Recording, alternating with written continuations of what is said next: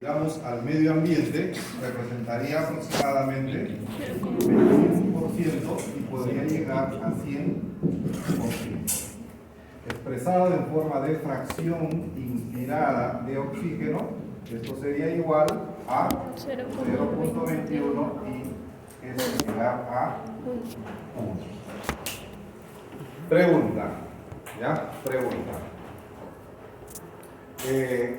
Una persona recibe máscara de oxígeno, ¿ya?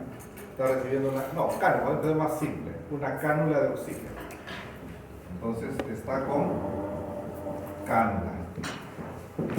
Y esta cánula que recibe esta persona está con un flujo, vamos a llamar ya, algo suavecito, de 3 litros por minuto. Pregunta: ¿cuál sería aproximadamente la fracción inspirada de oxígeno?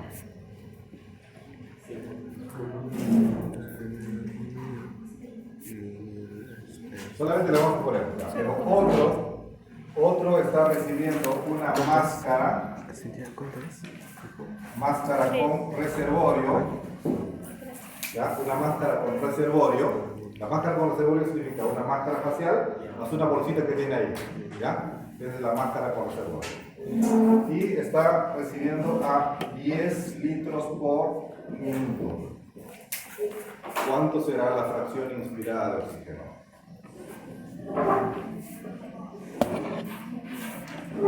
¿Ah?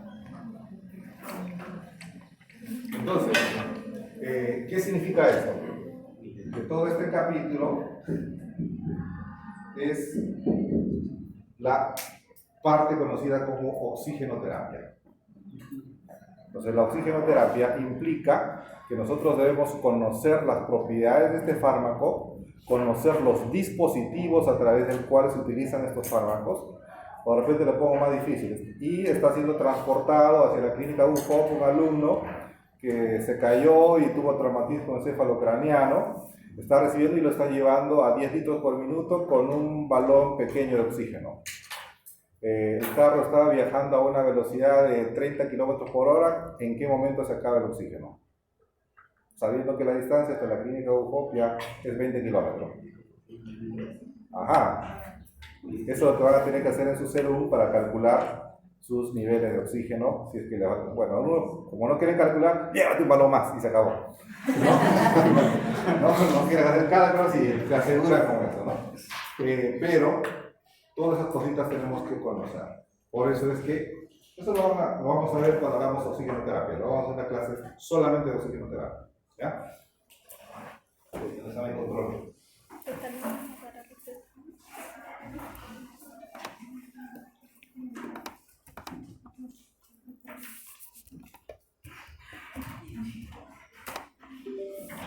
Muy bien. Pero falta poner todo completo.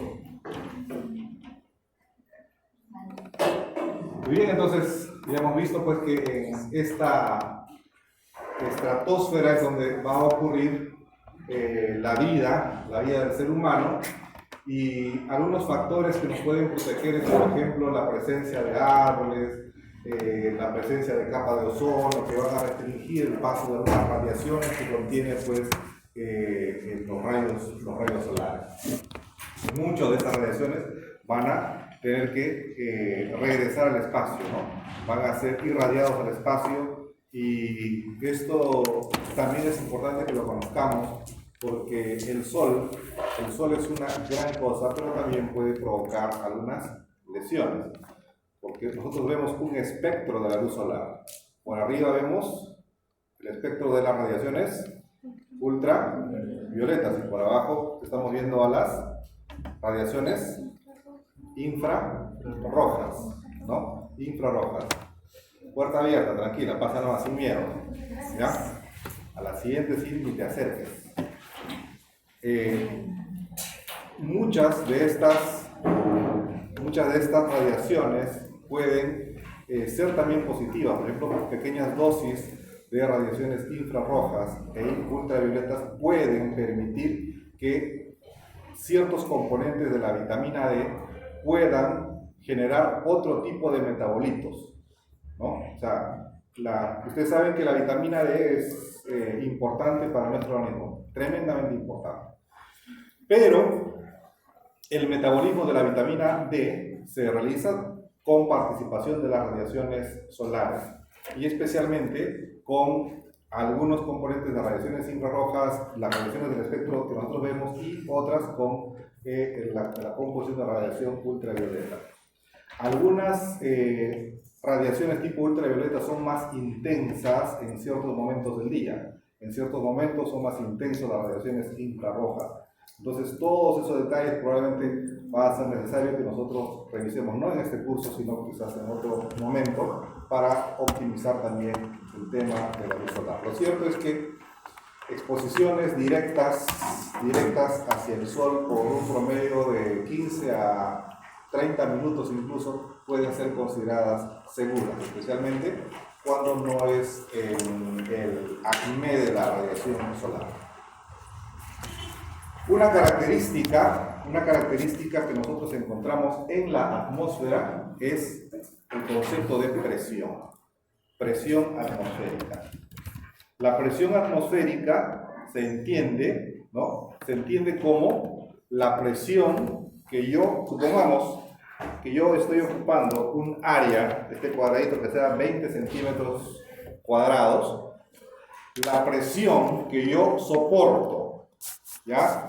De esa columna de aire, porque encima de esto hay una columna de aire que llega a todos los 100, 200, 1000 kilómetros hacia arriba. Toda esa columna de aire que yo estoy recibiendo sobre mi superficie va a tener una masa. Esa masa va a tener un peso, pero como esa fuerza está actuando sobre una superficie, ¿qué cosa es? ¿Ah? ¿Qué cosa es? Cuando una fuerza actúa sobre una superficie o un área, es concepto de presión. Entonces, esa columna de aire va a ejercer una presión. Alguien quiso medir cómo se puede hacer eso. Entonces, se ideó este experimento tan conocido que está en todos los libros y explica el concepto de presión atmosférica. ¿Qué hizo? Tenía pues un tubo en vacío, ¿no? Aquí está, un vacío. Y luego, este tubito lo pone sobre una superficie, en este caso mercurio líquida, lo pone al revés y luego empieza a observar esta columna de mercurio. La presión que soporta esta superficie se va a transmitir hacia esta parte también. Entonces la columna empieza a subir y se ve pues que sube hasta 760 milímetros y eso se consideró como la presión atmosférica. Entonces la presión necesaria para elevar una columna de mercurio hasta 760 milímetros se consideró como la unidad básica de presión atmosférica. Entonces, ahorita, en este momento, a nivel del mar, nosotros estamos soportando esa presión de 760. Para fines del aparato respiratorio, esa presión se considera la presión basal, la presión de referencia, y una presión constante. Por lo tanto, dice, mejor para no confundirnos, 760 vamos a considerar como 0.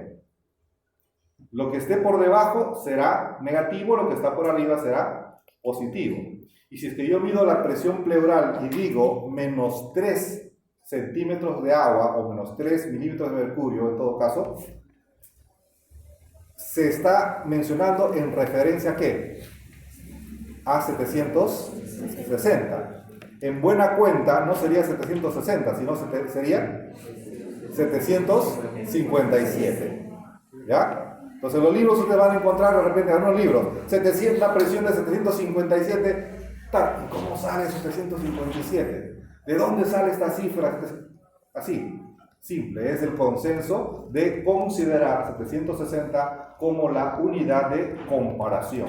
Es la unidad de medida, la unidad de referencia. Lo que está por debajo, negativo, lo que está por arriba, positivo. Entonces, pero durante una inspiración máxima hacemos una presión de más 5 centímetros. ¿Qué sería?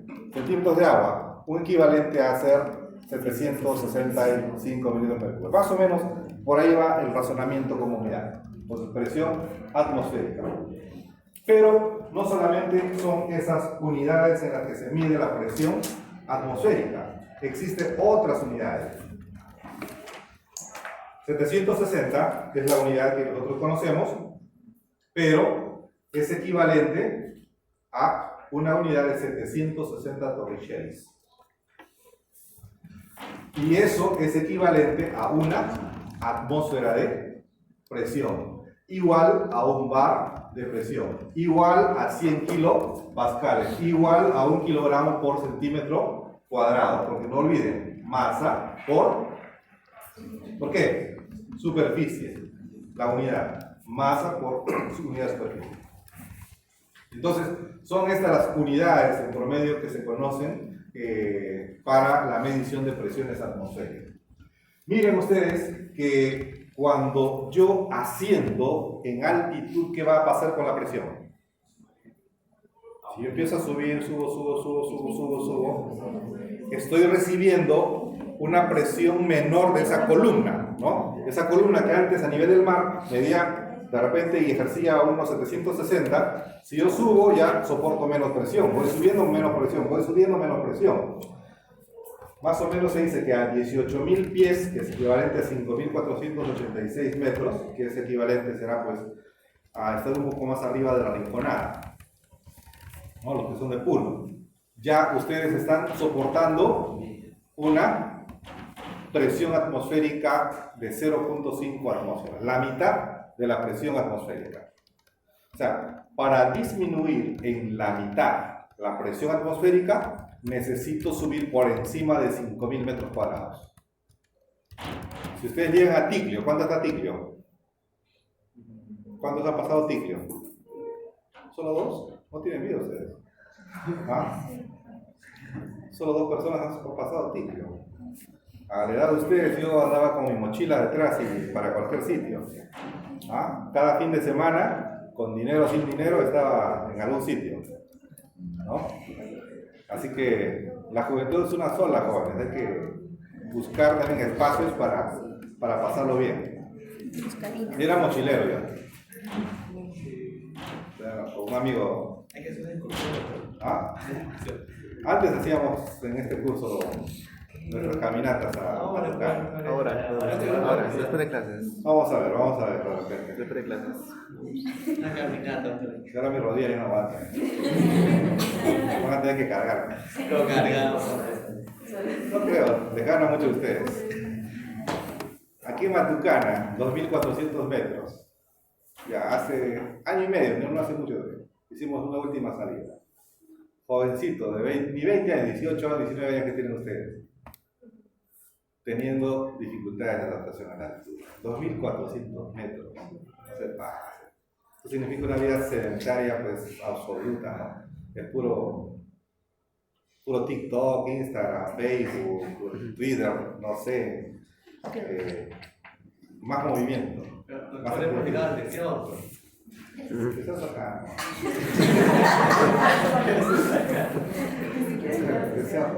Volteas un par de cerritos. Bueno, entonces, pero,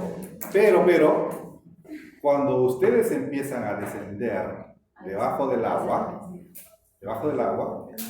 apenas ustedes llegan a 10 metros, aumentan una atmósfera.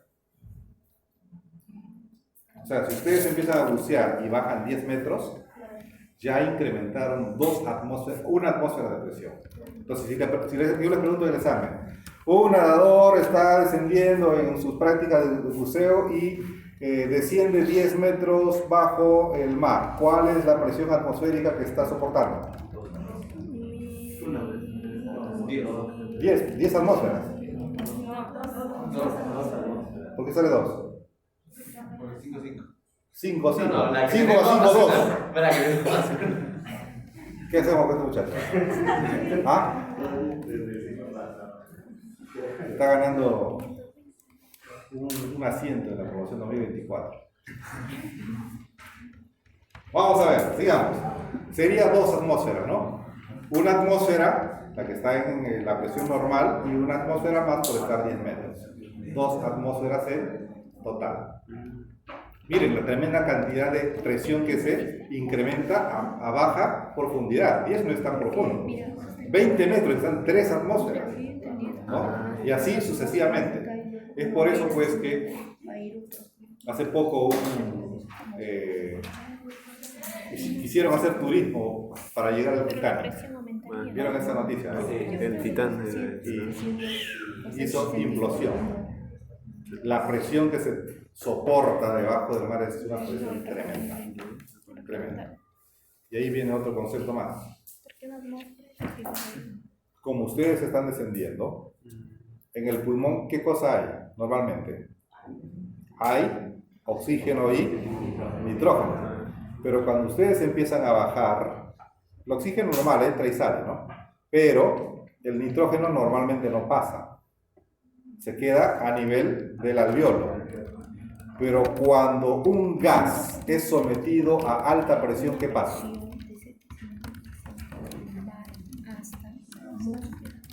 Aumenta su capacidad de difusión.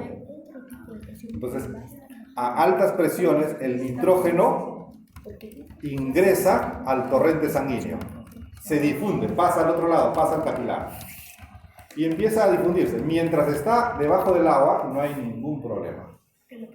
¿Por qué? Porque está viajando tranquilo y no existe ningún inconveniente. Pero de pronto dice, uy, me falta el aire, voy a salir. Y empieza a centellear. La velocidad de salida supera a la velocidad de deflación del nitrógeno. Entonces, cuando llega a la superficie, el nitrógeno que todavía está en la sangre, ¿qué va a pasar? El nitrógeno que estaba líquido se va a transformar ¿a qué? A gas. Y entonces, literalmente, la sangre empieza a aparecer burbujas. Embolismo por desnitrogenización. Y ese es uno de los peligros más grandes que hay en los buceadores inexpertos cuando no saben subir lentamente o cuando no tienen los equipos suficientes de rescate. En esos casos, si ustedes están de médico, ¿qué hacen? Tienen que meterlo a una cámara de descompresión. ¡Pum! Le metes a la cámara y le metes alta presión para nuevamente volver a estado líquido. Y luego vas soltando poco a poco, de forma controlada, ¿no? Entonces, miren cómo el tema de los gases nos enseña también a manejar ciertas patologías. Entonces, conociendo un poco nuestros conceptos a nivel del mar, tenemos 360 milímetros de mercurio. Hay otra ciudad, por ejemplo, Puno, ¿ya? 3.827 metros sobre el nivel del mar, 526 milímetros de mercurio. Y así podemos ir encontrando diferentes tipos de ciudades en nuestro país. Cusco 3.300, Huancayo también por ahí 3.400, Huaraz 3.300 y tantos, Cerro de Pasco por encima de los 4.000, Tarma que está también por ahí con 3.500 en promedio. Entonces vamos a encontrar un buen grupo de ciudades que está en altitud. Ahora, este datito es importante que lo empecemos a reconocer. Miren ustedes, las modificaciones en altitud desde nivel del mar hasta tener 5.000 metros cuadrados. Incremento en altitud. ¿Qué vamos a encontrar en la presión atmosférica? Descenso progresivo de la presión atmosférica. ¿Ya? Descenso progresivo. Sin embargo,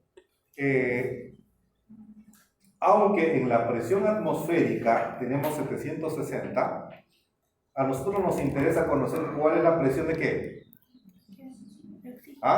Del oxígeno, especialmente al momento del ingreso, ya medido en la tráquea. ¿Cuánto es la presión? No me interesa la presión atmosférica, quiero saber la presión de oxígeno. ¿Cómo hago? ¿Cómo calculo? Ya, pregunta, ya, examen de admisión. Calcule usted la presión de un gas llamado oxígeno si la presión atmosférica total es 760? Considere que solamente existen dos gases, ya. Considere que uno de ellos tiene 80%. Considere que el oxígeno tiene 20%, ya. Uy, estamos graves, ¿ah? ¿Cuánto sale? Va a salir una cifra aproximada. ¿Cuánto sale? Solamente para que vean cómo se puede sacar. Entonces, ahí viene la ley de Dalton. ¿Se acuerdan de la ley de Dalton? La presión total que tiene un sistema de mezcla de gases es igual a la suma de las presiones parciales individuales de cada gas. Eso lo dijo el profesor Dalton, ¿no? Hace ya mucho. Ha llevado química, ¿no? De Dalton, en CEPRE, aquí, primer ciclo. Algunos recuerdan después del profesor Dalton, Boyle. ¿Qué más? Charles, Gay-Lussac, Avogadro, ley de Henry. ¿Ah? Ley de Fick. ¿Cuál es la ley de Fick? Eso dijiste, ¿no? ¿O dijiste otro? Ya, ley de Fick. ¿Qué cosa es? La ley de difusión. Ahorita lo vamos a repasar esa ley, así a la vuelve baja. Ya, entonces, jóvenes, haciendo simplemente ese cálculo porcentual, más o menos le va a salir una cifra de 150 y tantos, ¿no? Pero, ¿por qué? Porque en el aparato respiratorio, aunque es una proyección de la atmósfera, no solamente existen oxígeno y nitrógeno. ¿Qué otro gas está en altas proporciones en el aparato respiratorio? CO2. Y el CO2 va a ejercer su propia presión. ¿Qué otro gas? ¿Qué otro gas? ¿Ah? Vapor de agua. Vapor, ¿no han visto en invierno? ¿Ya? Vapor de agua. Ese vapor de agua se comporta como un gas cualquiera. Entonces, por eso es que la cifra no sale tan exacta del 20% o 21% que hacen acá, porque los otros gases también ejercen sus propias presiones. Pero, en líneas generales, esta es la cifra de oxígeno en cuanto a presión a nivel del mar. E incluso si nosotros llegamos, no de la tráquea, sino vamos descendiendo y llegamos al alveolo, en el alveolo a nivel del mar, para fines de cálculo, consideren que la presión es 100. Algunos libros dicen 95, otros dicen 90, 100 para nadie. 100 milímetros de mercurio a nivel alveolar. Es la presión necesaria ¿para qué? Para que existan los procesos de difusión, ¿dónde? A nivel alveolar. ¿De dónde a dónde? Del alveolo hacia el capilar. ¿Ya? Pero, miren ustedes, cómo esta presión de oxígeno va descendiendo.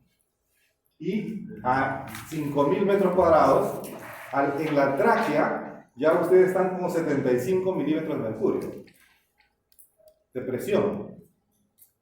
Si estoy diciendo que 100 es el basal, ¿no? En promedio a nivel del mar, y esto es en tráquea, a nivel alveolo estarán con 50, ¿no? En promedio. Hay una baja presión de oxígeno a esta altitud. Es por eso, ¿ya? Es por eso que cuando ustedes están en altura tienen sensación de falta de aire. ¿Ya? Hay sensación de falta de aire. ¿Por qué? Porque la presión barométrica es baja y la presión de oxígeno también es baja. ¿Y cómo es la fracción inspirada de oxígeno? La cantidad de oxígeno. ¿Cómo está la fracción inspirada de oxígeno acá?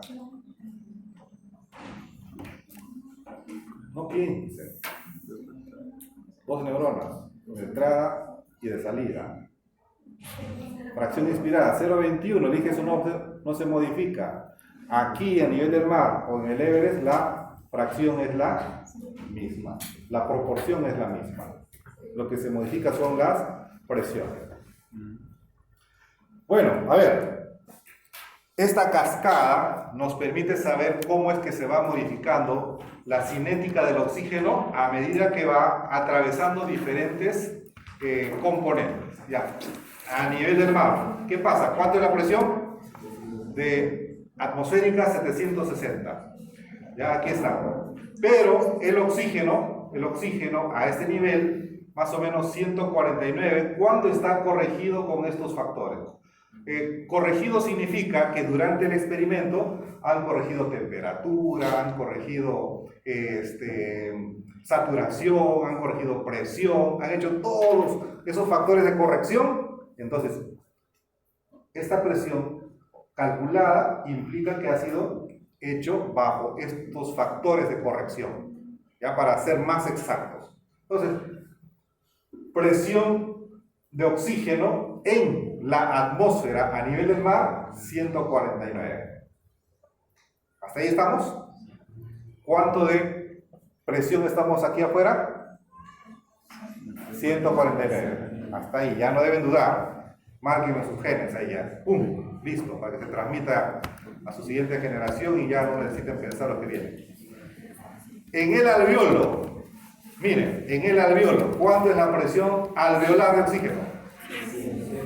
Lo que les decía, ¿no? En el alveolo, 100 milímetros de mercurio. Cascada se dice ¿por qué?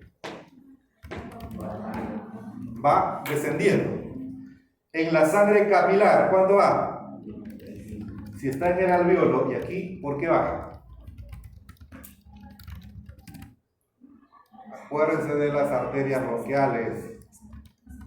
La mezcla. ¿Se acuerdan que le dije? La mezcla de las arterias bronquiales. Porque esas arterias bronquiales han drenado en el sistema venoso pulmonar un volumen de sangre no oxigenada. Y eso hace que disminuya su presión. Baja más. En sangre sistémica, 90. ¿Por qué? Otra más. Porque en el corazón existen otras venas. Ustedes saben que están las arterias coronarias. ¿Lleva sangre a dónde? ¿De dónde sale la arteria coronaria? Anatomía. ¿Ah? ¿De dónde sale? Mírame. A ver, ¿de dónde sale? No te escondas. ¿Dónde nacen las coronarias? Me vas a dar un ataque en las coronarias ahorita. Ya felizmente me olvidé los nombres que le pregunté en la mañana. Rebeca, ¿de qué sí me acuerdo? ¿Dónde se originan las coronarias? ¿Quién sabe dónde se originan las coronarias? Aunque sea googleen, pues. ¿Ya? Las coronarias nacen en la raíz de la aorta. ¿Ya? ¿Cómo pueden pensar eso? Mira, todas las preguntas han sido preguntas ni siquiera de admisión, ni siquiera de CEP, es de secundaria nada más. ¿Ya? Origen de las coronarias, entonces sale una a cada lado, derecha, izquierda, aparece la descendente anterior, la descendente posterior, la circunfleja, qué sé yo, y luego esa sangre, ¿a dónde va? ¿A dónde va esa sangre que va por las coronarias? ¿A dónde? ¿Qué? Tampoco eso no se pasa, pues. ¿A dónde va esa sangre?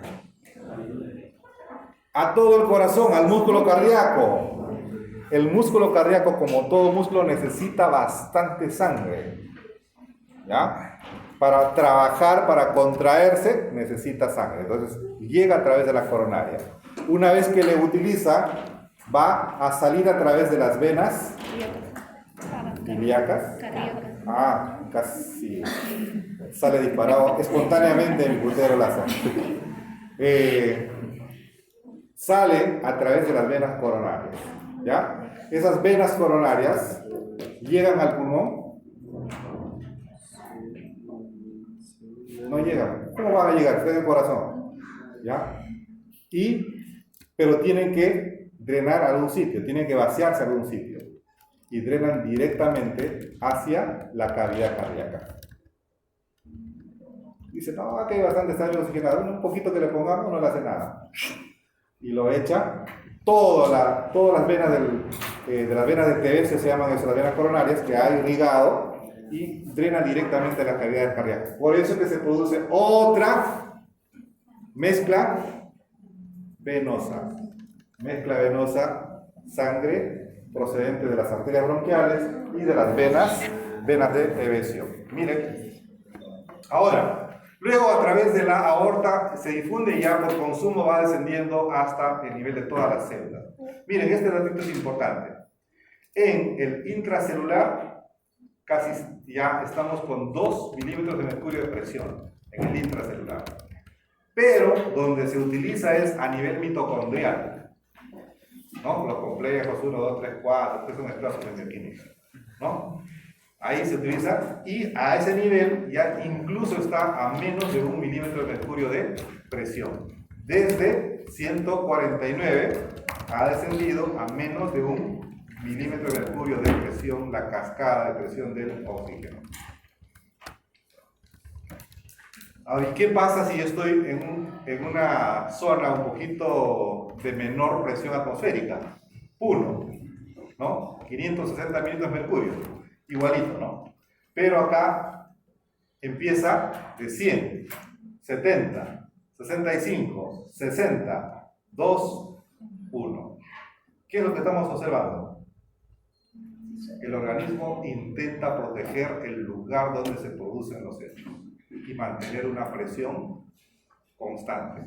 Trata de ampliar la cascada para que cuando baje, pero esto se mantenga constante. Y eso es una pues de las maravillas de la creación. De proteger la planta energética. Si tu planta energética falla todo. Se va la estación de la luz y todo colapsa. Primero colapsan ustedes porque no tienen wifi, ¿no?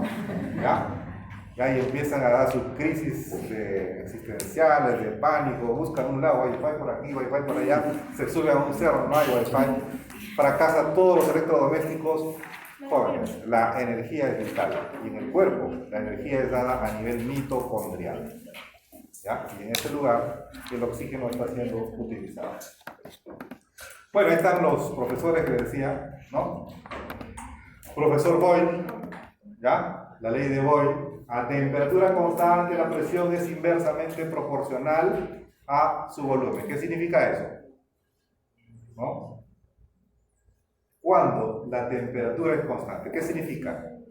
Que si es que en un sistema cerrado yo tengo gas que ocupa un volumen, ¿ya? Que ocupa un volumen, si ese sistema yo empiezo a generar una mayor presión, ¿ya? Una mayor presión, entonces, a mayor presión, ¿qué va a ocurrir con el volumen? Va a disminuir, siempre y cuando la temperatura sea constante. Entonces, me permite comparar el estado de dos gases en dos situaciones diferentes, manteniendo un factor constante. Igual, el profesor Charles dice, ¿no? Pero el volumen es directamente proporcional a la temperatura, pero cuando la presión es constante. Es directamente proporcional. ¿Qué significa? Que ambos se modifican en la misma dirección. Si yo tengo un gas a un determinado volumen, ¿ya? A una determinada temperatura, si yo aumento la temperatura, en este lado voy a aumentar el volumen. Directamente proporcional. Aquí, inversamente proporcional. A mayor presión, menor volumen. Eso es en resumidas cuentas lo que dicen los profesores. Bueno, y esto es para explicar un poco lo que es la ley de Boyle. Esto implica explicar diferentes estados en diferentes sistemas que nos puede permitir pues comparar, ¿no? Comparar estado 1 con estado 2 para un mismo gas, siempre manteniendo la temperatura constante. Esto es ya química básica para ustedes. La ley de Charles acá igualito, ¿no? Si es que queremos comparar el estado de dos volúmenes, manteniendo la presión constante. Si es que yo doy mayor temperatura o mayor volumen, voy a encontrar la modificación de la otra variable en la misma dirección.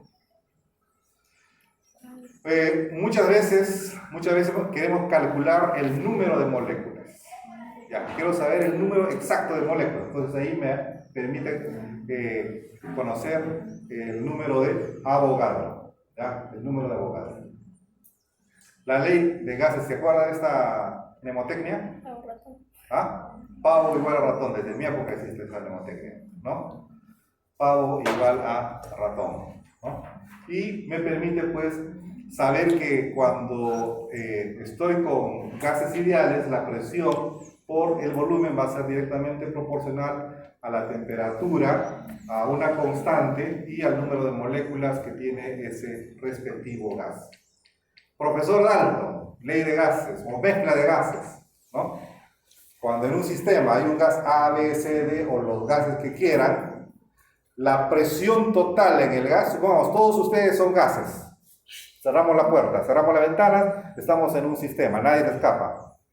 Entonces, cada uno empieza a moverse por todo lado. Son gases, pues están en movimiento, ¿no? Entonces, la presión total en el sistema, que es el cuarto, va a ser igual a la presión de este gas, más este gas, más este gas, la presión de todos los gases. Pero si yo quiero calcular la presión individual, este gas puede calcularse de manera individual como si estuviera solo. ¿Ya? Eso es lo que me dice la ley de Dalton, que la presión total del sistema es la suma de las presiones individuales para cada gas. Ahí está. Henry, otro profesor, ¿no? Profesor Henry. Acá el profesor Henry se utiliza más para ver los volúmenes de gas que están disueltos en una determinada solución. Ejemplo, el oxígeno es transportado por los glóbulos rojos. ¿Qué otro mecanismo permite transportar el oxígeno? A través de la sangre. ¿Ah? ¿Qué otro gas? ¿O qué otra forma?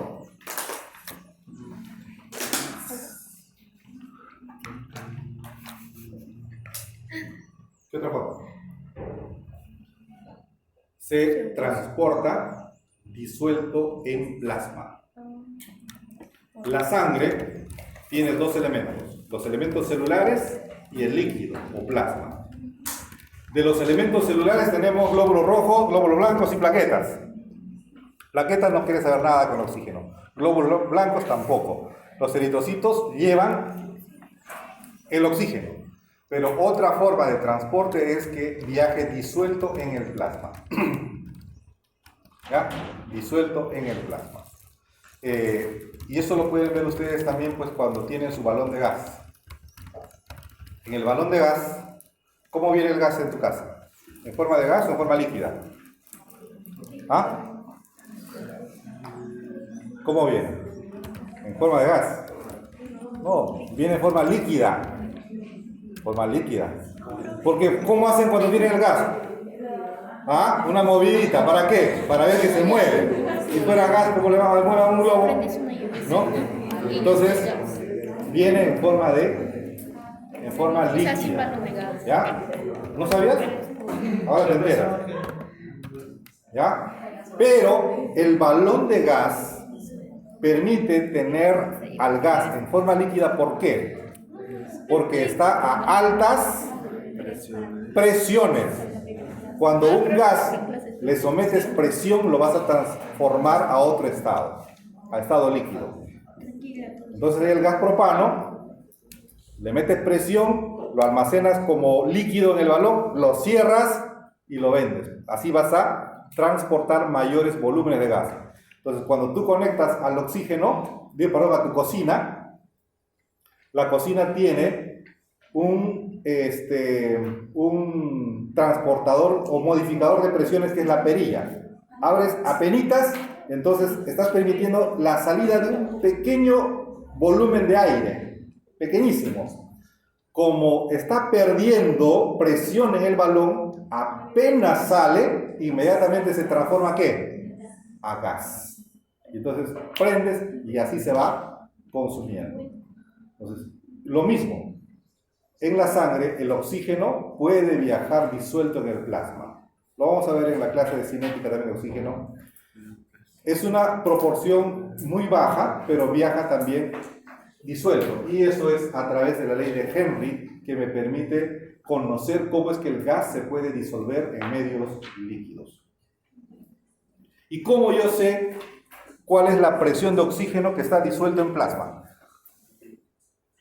Acá le vamos a dar un par de datos para que no se olviden. ¿Cómo yo vigilo el nivel de saturación de la hemoglobina por el oxígeno? ¿A través de qué sistema? Oxímetro de pulso. El oxímetro de pulso me permite saber cuál es la saturación. ¿De qué? De la hemoglobina con el oxígeno. Pero eso no me dice nada del oxígeno que hay disuelto en plasma. Nada, nada, absolutamente nada. ¿Cómo yo logro saber? A través de análisis de gases arteriales. A través de la prueba de Haga, análisis de gases arteriales, voy a medir la presión de oxígeno disuelto en el plasma. Y ahí me va a salir cuánto de oxígeno está disuelto. Miren cómo también eso nos permite saber. Profesor Phil, tú decías, ¿no? ¿Cómo te llamas? Shelby, ¿no? Ahí está, el profesor Phil. Difusión, ley de difusión de gases. Dice Phil que la difusión que va a tener un gas va a depender de varios factores. En unos directamente proporcional, otros inversamente proporcional. Por ejemplo, hay que tener en cuenta en esto el volumen de gas va a ser directamente proporcional al área sobre el cual está siendo ejercida la difusión. Además, va a depender de la solubilidad del gas, cuán fácilmente el gas puede pasar de un lado a otro. Esa es la constante de solubilidad. Pero también va a depender de la diferencia de presión de un lado a otro lado.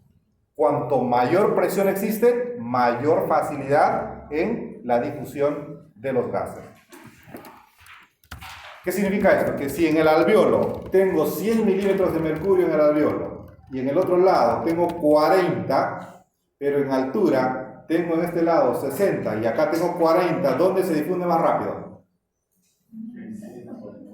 De 100 a 40 por eso, porque hay mayor diferencia de presión, ¿ya? Mayor diferencia de presión. Y a su vez, inversamente al grosor de la membrana. Cuando esa membrana tiene espacio intersticial grueso, va a impedir la difusión. Por eso es que el paciente con enfermedad intersticial tiene dificultades en la difusión, ¿no? Por el grosor de esa membrana que nosotros encontramos en esto.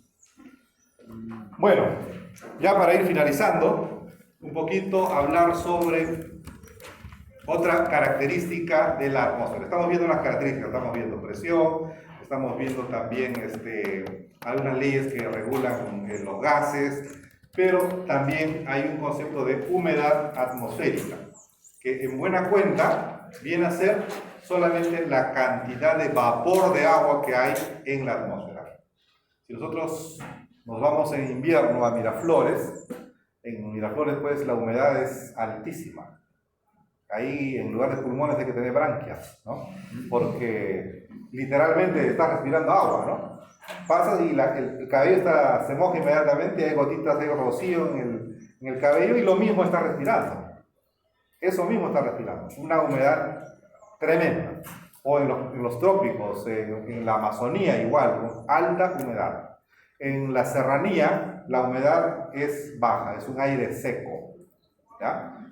A tal punto que llegan y la nariz empieza a secarse, los labios empiezan a rajarse porque no hay humedad, ¿no? No hay humedad. Entonces, esta humedad es básicamente pues cantidad de vapor de agua que existe en este caso.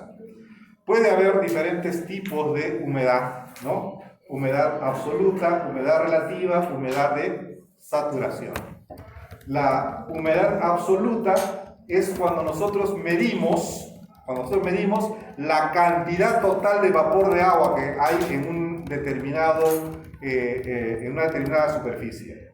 Entonces, la cantidad total de moléculas de vapor de agua, esa es humedad absoluta. Pero cuando se expresa de manera porcentual, estamos hablando de humedad relativa. Y esta humedad relativa resulta de comparar la humedad absoluta sobre la humedad de saturación y multiplicarlo por un porcentaje respectivo. Esto no nos interesa mucho, esto lo dejamos a los expertos de clima, pero importante también tener idea de lo que estamos hablando. Pero hay otra propiedad más, ¿no? ¿Recuerdan que al inicio les presenté, digamos, una lámina del circuito? Ya llegué a la base. ¿Se acuerdan o no? En la primera transparencia estaba el circuito de 15 días. Aquí está uno de sus nevados. Esto soy yo, por si acaso. ¿Ya? Acá tenemos que alimentarnos de trucha, ¿no? Porque ¿para qué llevar más paquetes si podemos conseguir alimentos? Hay que levantarse temprano, hacer la trucha y etc. Aquí estamos más o menos a un promedio de 4.200, ¿no? Esta subidita es mortal. Ahí se ve chiquitita, ¿no? Pero de aquí hasta acá, 45 minutos. ¿No? 45 minutos más o menos. Luego se desciende, aquí detrás hay una laguna grande, se llama la laguna Soltero Cocha. Se rodea el borde, y se empieza a trepar por acá. Aquí hay restos de un avión. Este punto, de un avión. Es decir, el año 65 creo que un avión se estrelló contra ese. Hasta ahorita está su fuselaje.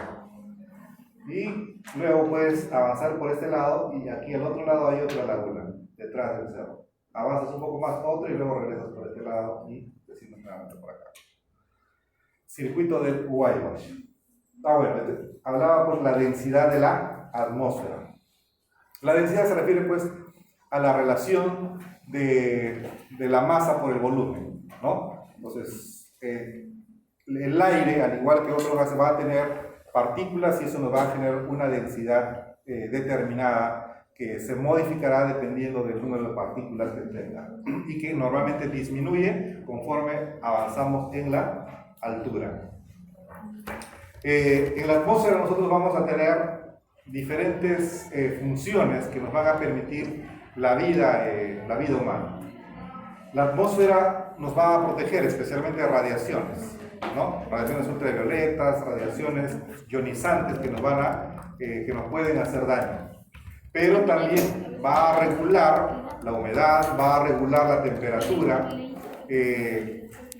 sea que nosotros estemos en el trópico o en la costa o cerca a un lago, la atmósfera va a tener mecanismos para que la vida humana pueda ser mucho más tolerable. Por ejemplo, ¿dónde hace más frío? ¿En Puno o en Juliaca? ¿Ah? Puno o Juliaca. Juliaca. ¿Por qué? Porque Puno tiene el lago y el lago te permite regular un poco la temperatura porque en la noche puede liberar un poco la radiación que ha recibido durante el día, lo puede liberar y eso que un poquito se incrementa la temperatura durante la noche. Entonces, son las propiedades que tiene pues la atmósfera. Y bueno, sobre el paisaje ni qué decir, ¿no? Vamos a encontrar pues paisajes súper maravillosos dados por la atmósfera, por ejemplo, ese es uno de los sueños que todavía me falta concretar, ¿no? Todavía me falta, ya a este nivel ya he conseguido muchos, pero todavía falta eso, ¿no? Ya tengo en mi haber cuánto, creo que más de 30 países, ¿no? Pero falta la zona de las auroras boreales, debe ser un espectáculo maravilloso, pero hay esperanza todavía. Y ustedes, sin ir muy lejos, pueden encontrar paisajes bellos en el lugar donde ustedes probablemente proceden. A ver, ¿de dónde eres tú? Bueno, en Lima, no te pregunto. Bueno, ¿hay paisaje bonito en Lima, no? ¿Ah? Claro que sí, ándate a la Costa Verde, ponte a ver, ¿no? ¿Ya?